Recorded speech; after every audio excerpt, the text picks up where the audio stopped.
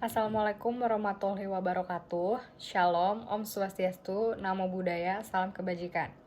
Perkenalkan, nama saya Safira Andina Koyumi Permadi dengan NIM 205190142.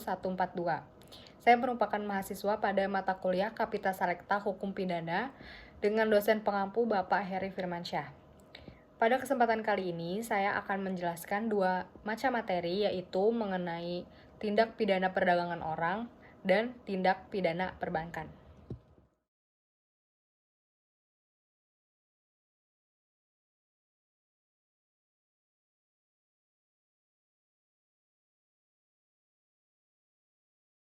Tindak pidana perdagangan orang adalah bentuk modern dari perbudakan manusia. Tindak pidana perdagangan orang juga merupakan salah satu bentuk perlakuan terburuk dari pelanggaran harkat dan martabat manusia. Bertambah maraknya tindak pidana perdagangan orang di berbagai negara, termasuk Indonesia, dan negara-negara berkembang lainnya telah menjadi perhatian Indonesia sebagai bangsa, masyarakat internasional, dan anggota organisasi internasional, terutama Perserikatan Bangsa-Bangsa atau PBB. Berdasarkan bukti empiris, perempuan dan anak merupakan kelompok yang paling banyak menjadi korban tindak pidana perdagangan orang.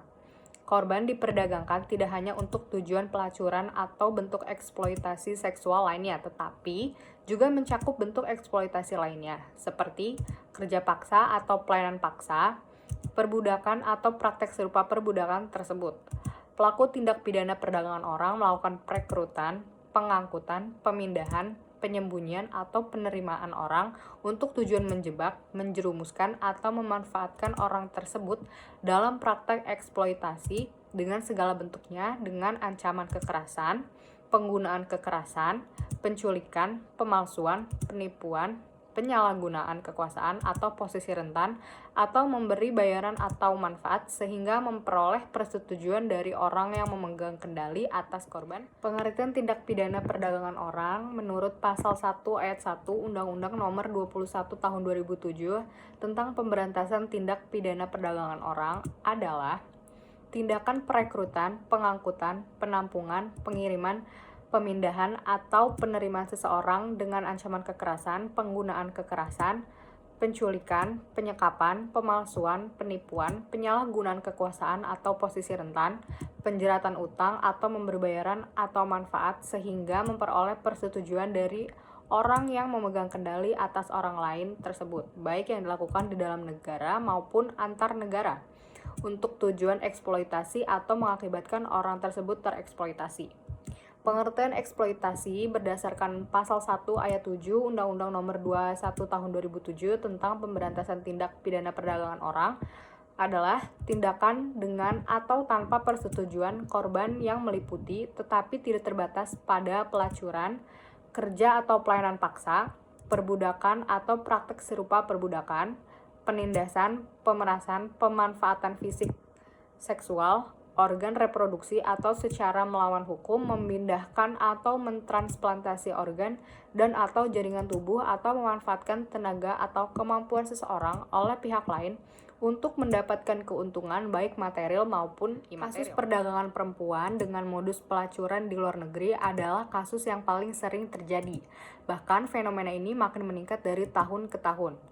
Tindak pidana perdagangan orang umumnya terjadi pada kasus-kasus pengiriman TKI ke luar negeri. Untuk itulah, penanganan tindak pidana perdagangan orang juga perlu memperhatikan masalah pengiriman TKI ke luar negeri tersebut. Hal ini karena banyak calon TKI yang akan berangkat ke luar negeri tidak memiliki pengetahuan yang memadai tentang bagaimana prosedur dan syarat-syarat yang harus dipenuhi. Kelengahan atau ketidaktahuan mereka kemudian dimanfaatkan secara ekonomi namun tidak bertanggung jawab oleh sejumlah agen, calo, atau jasa pengiriman TKI. Terdapat beberapa kondisi yang menyebabkan terjadinya tindak pidana perdagangan orang, yaitu yang pertama kemiskinan, yang kedua kurangnya pencatatan kelahiran. Orang tanpa pengenal pribadi yang memadai akan lebih mudah menjadi mangsa atau korban tindak pidana perdagangan orang karena usia dan kewarganegaraan mereka tidak terdokumentasi. Anak-anak yang diperdagangkan misalnya lebih mudah diwalikan oleh orang dewasa yang manapun yang memintanya atau membelinya. Ketiga, kurangnya kesadaran.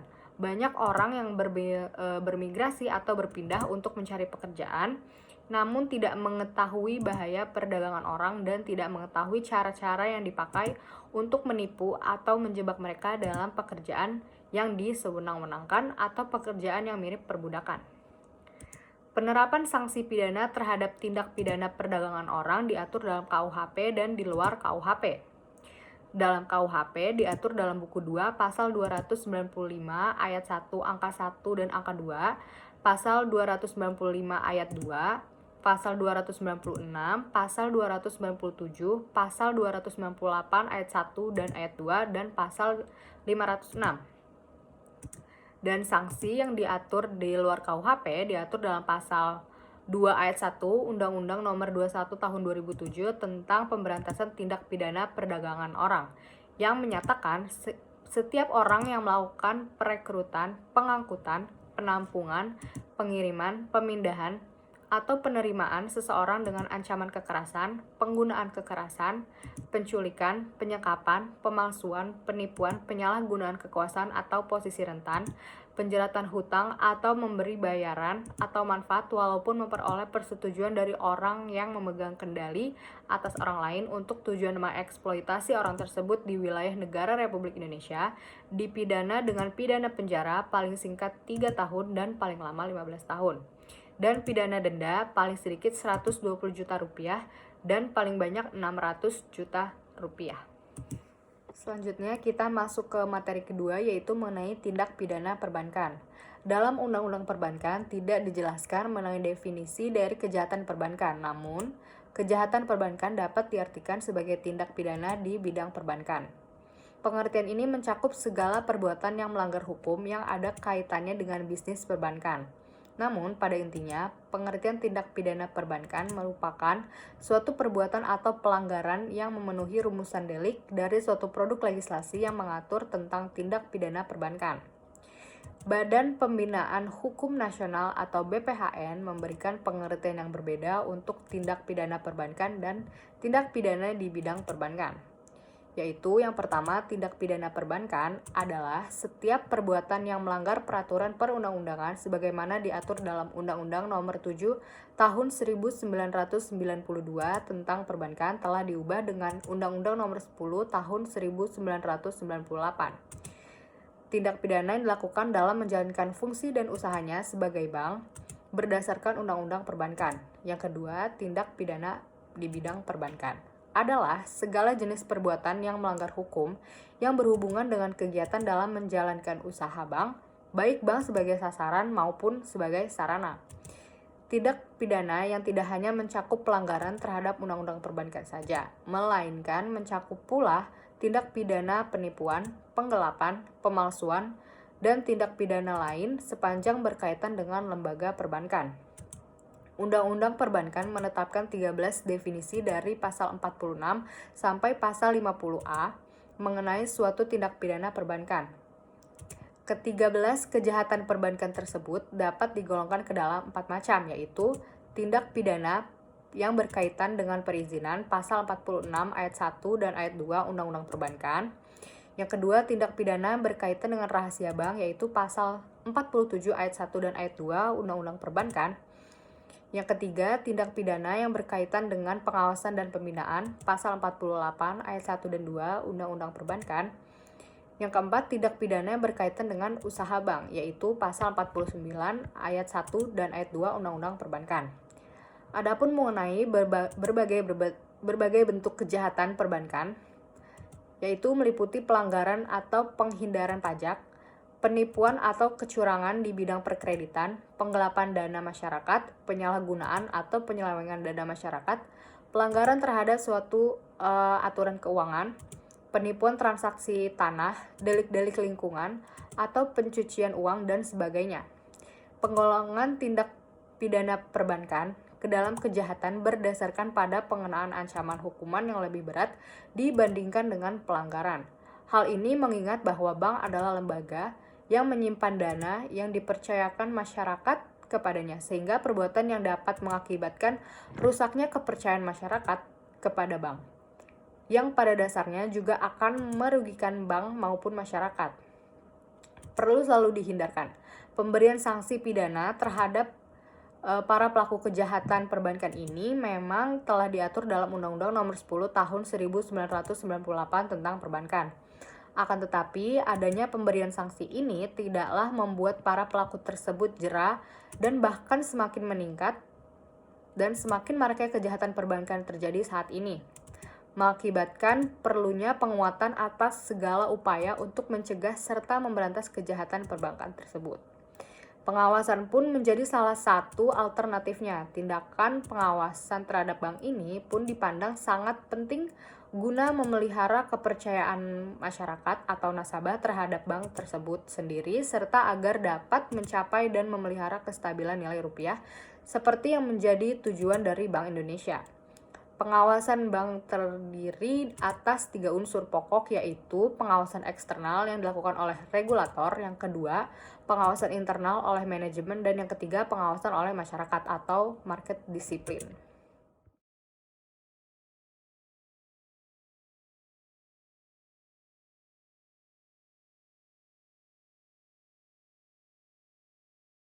Selanjutnya kita masuk ke materi kedua, yaitu mengenai tindak pidana perbankan.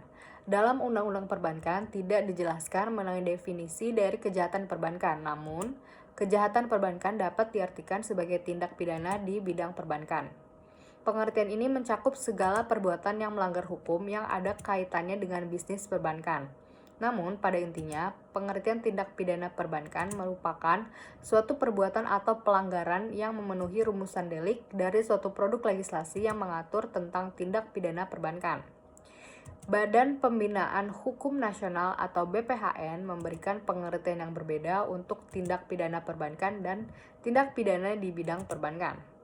Yaitu yang pertama, tindak pidana perbankan adalah setiap perbuatan yang melanggar peraturan perundang-undangan sebagaimana diatur dalam Undang-Undang Nomor 7 Tahun 1992 tentang perbankan telah diubah dengan Undang-Undang Nomor 10 Tahun 1998.